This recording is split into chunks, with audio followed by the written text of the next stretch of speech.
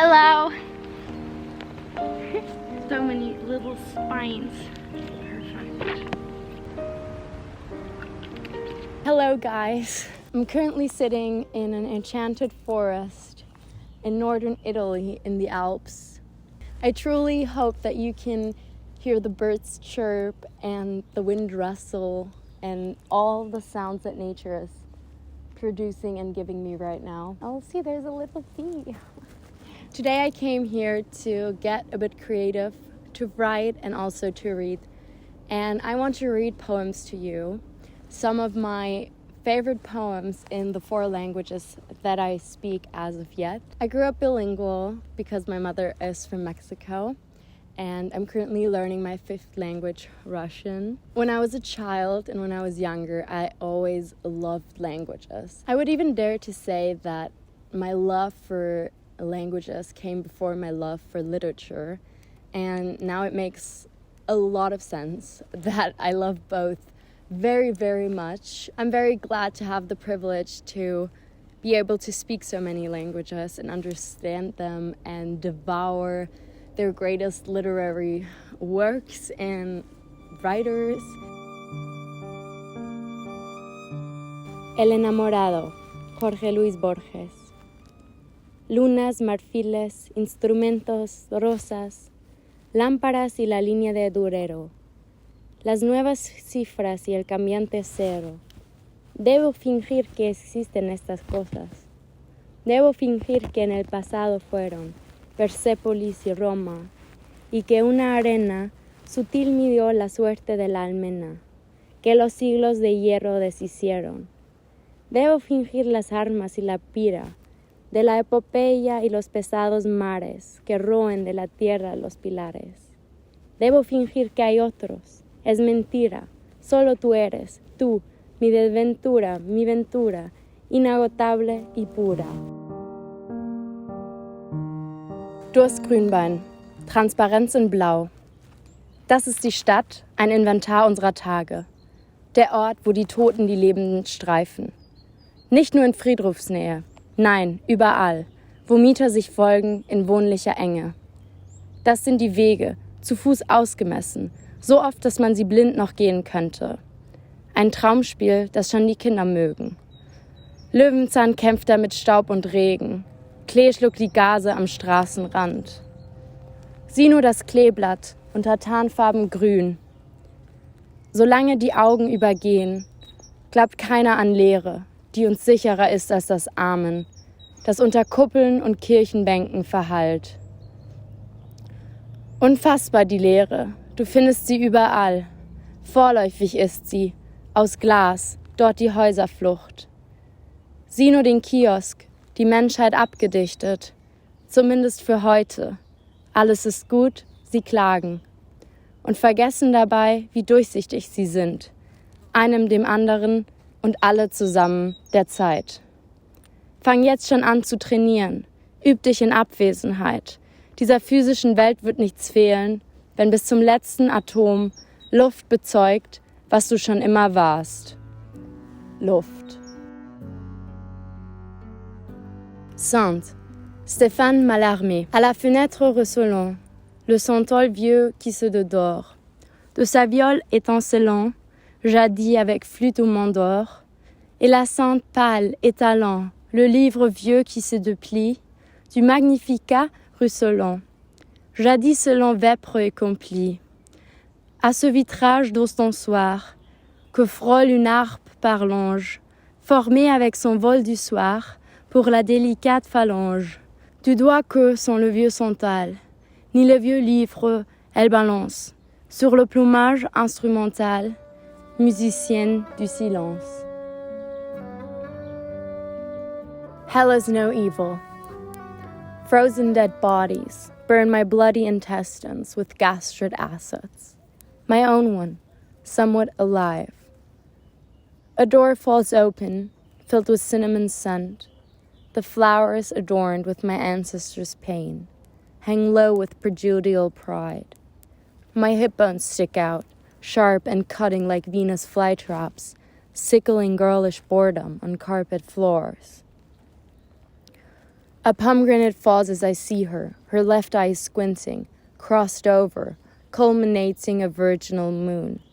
Her face, a carving of flesh and springtime decay. She touches me, bare-hipped and ripe, scattered or rose-colored paws, stockings in pink, covering nothing but knee discs, ruffled cotton dresses clinging to skin which seems to be mine. She steps over the Ferris wheel in her childhood room, a dandy candle on a pearl-white armoire, and I cannot stop to become what I long for. My soft bear falls as I slink towards her. It's hushed and so sudden how our legs lock. Blood droplets dance, whilst a kiss is stolen above Cupid's bow. Up is the baby doll. All is exposed. I hug her in fever, because hell is no evil.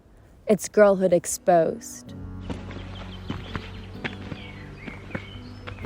I've switched locations and the sun is a bit glaring. I might be squinting. I wanted to talk about those 4 poems because they all have a very special meaning to me. I think I would like to start with the German one, Transparenz in Blau. That poem is one of my favorite German poems of all time. I discovered Transparenz in Blau when I was in 11th or in 12th grade. It was through my German teacher who had given me an extra assignment so I could practice for finals. And I started reading the poem and I completely fell in love with it. I still remember I was on a train on my way to Vienna in Austria, and I knew I had like many hours, I think 5 or 6, and we were just supposed to write like 1 or 2 pages for analytical essays on poems or prose, and I got so obsessed with the poem that I wrote many pages. I think it was like over 2,000 words and that was way over the top, but I couldn't stop because the more time I spent with this poem and with these words, the more I found every syllable, every word, every line, every aspect of this poem had so much meaning. Essentially, it means transparency in blue, or blue transparency, and it's a city poem. It reminds me a lot of expressionist poetry from the beginning of the 20th century. Grünbein's poem is about the bleakness, the vastness, and the exhaustion of city life in the 21st century, but it's also about human life, and especially its frailness, and how moments keep disappearing in every second. I can recite part of this poem by heart because it means so much to me, and the last stanza, which says, Die bezeugt, was du schon immer warst, Luft. And the last stanza is something that I have also used in work of mine as an allusion to his work. I don't want to go too in depth with all of these poems because I want them to stay the aesthetic experience that they are, and I want you guys to find your own meaning in those poems if you want to and can. And I don't want to give so much away, or so much of my opinion away, that you will think the exact same, because I think in some ways that destroys poetry a little bit. But if you want me to do that with other poems, I could definitely try. Jorge Luis Borges' El Enamorado is a love poem, essentially. The title means the lover, or the person who is in love, but it's also gender, so it's male. It is about a man. And Jorge Luis Borges is the absolute love poet. I think his love poetry is sultry and silky and beautiful. It's visual, it's grappling. When I read his words, or when I think about them, I always feel like they are dripping and sliding above my tongue and through my body, and it's a very intense experience, I guess. But for me, that's just in general with Spanish poetry, because the language and sound of it is so specific to me, and it also always has a very familiar connotation, and it's just something very personal, because Spanish to me is my mother language, and in the very literal sense that my mom always speaks to me in Spanish, and she's the person I learned it from, and she's the person I speak Spanish with the most, because of course I'm not always in Mexico. But even when I am, you know, it has a very special place in my heart. And I know that sounds extremely cliche, but it's just true. The third poem, Sainte by Mallarmé, is also just incredibly beautiful and especially fascinating to me. It's about a saint of music. I don't remember her name, but I do know that the poem in an earlier version was called La Sainte et then her name. So it was basically the saint, oh my god, the Saint Marie Louise, I don't know, Henriette. Maybe it was Henriette, I don't remember. In Catholicism, she was the saint of church music and of instruments and essentially musical art.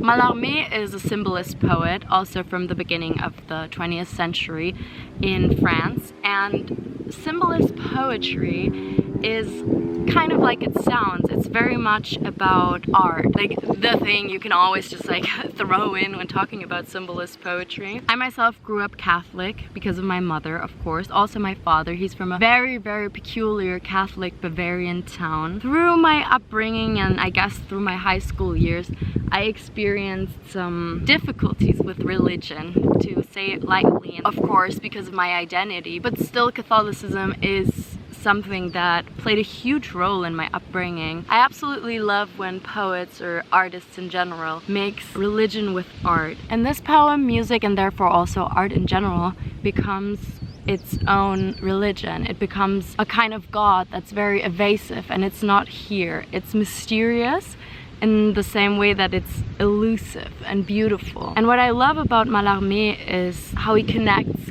Catholicism with poetry and combines art with godhood. Because I think for anybody who has a great passion for literature and music, the art form is their own religion, and I think that's a beautiful connotation to life, I guess.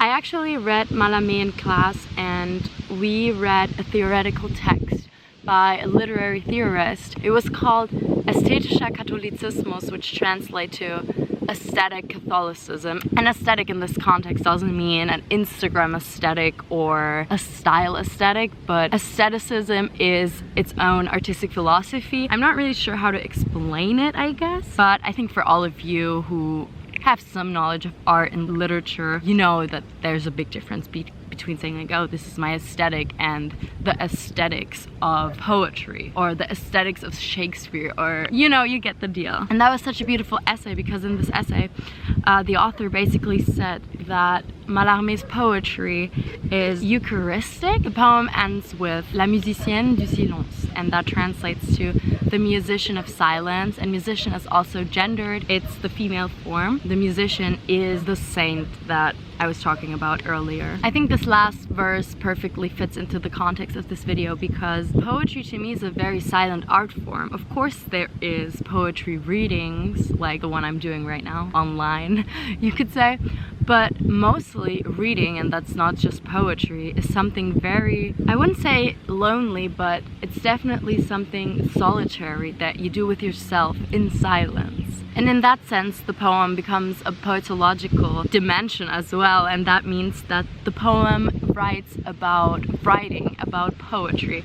It's kind of like creating a poem where you write about how you feel while writing a poem. I don't know if that makes sense. But yeah, I have a very, very fond admiration for this Mallarmé poem. It definitely does connect to my childhood. We have officially arrived at the last poem. That was Hell is No Evil, written by myself. It's a poem I wrote, I think 3 weeks ago, and it also has a very special place in my heart. It's almost universal knowledge in the world of literature that authors do not speak of their intention, because work must be separated from author, and the author's intention do not matter in poetry. And I definitely agree, so I don't want to rob anybody of their own interpretation, but at the same time, I'm the kind of person who is very intrigued and very fascinated by the reasons why people write certain things. If you have an interpretation and it doesn't exactly match up with what I'm going to say, keep that for yourself, in the sense of not like don't tell anybody, but keep it and agree with it and stand behind it, because whatever you read out of anything is true. And this is also very random, but it's the reason why I hate when people are like, no, there's only this one way to analyze this poem, this is how it is done. And that's very much my degree, I guess. Hell is No Evil is a love poem. It's an ode to Persephone, to Sappho, to queerness, to girlhood, and to darkness. In this poem, the narrator falls in love with Persephone, but it's not exactly the blueprint Persephone that you might think of, because on one hand, she is the goddess of spring. She was taken away, abducted by Hades, brought to the underworld, brought into, well, literal Hades. She negotiated with him, the story with the pomegranate. She was allowed to go back to Earth once a year to bring springtime and to bring fertility and peace and love to the world. It is her, but it's also not her in the sense that she is younger. She is a girl. She is barely finding her way in the world, in the same way that the narrator is too. And while I think it's a very romantic poem in some ways, it's also not, because girlhood to me is beautiful and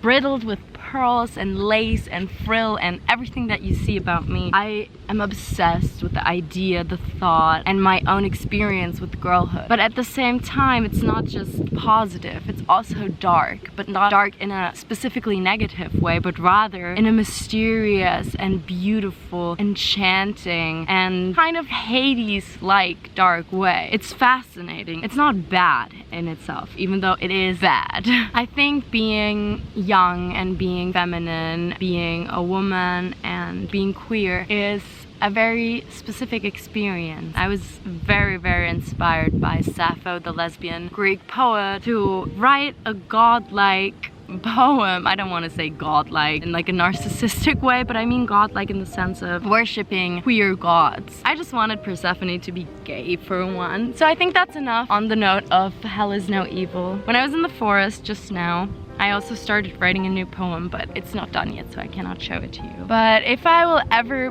publish it, which I probably will because I'm also working on my poetry collection, then you will definitely recognize it, that it was written today. I hope you enjoyed this video. Let me know your thoughts about these poems. I want to hear your own interpretations. You can go into depth, you can just say one word, comment how it made you feel, how it sounded. I will see you very soon.